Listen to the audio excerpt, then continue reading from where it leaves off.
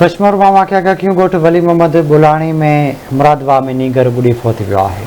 अफ़सोसनाक ख़बर है असां शेयर कयूं पिया कश्मीर के गोठ वली मोहम्मद बुल्हानी में मुरादवाह में नीगर बुढ़ी फौत थी वियो।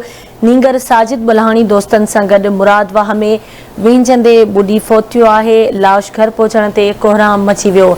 अफ़सोसनाक वाक़ियो पेश आयो आहे कश्मीर के गोठ वली मोहम्मद बुल्हानी में, जिते मुरादवाह में नीगर बुढ़ी फौत थी वियो आहे। नीगर साजिद बुल्हानी दोस्तन सां गॾु मुरादवाह में विंझंदे बुढ़ी फौत थियो आहे।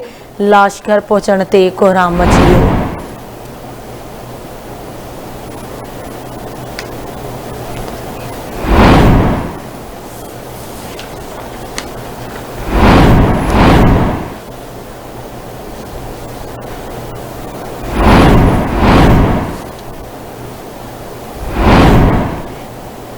राब्तो कयो आहे कश्मीर में अहमद अली सियाल सां। जी अहमद अली आगाह कजो, छा तफ़सील आहे?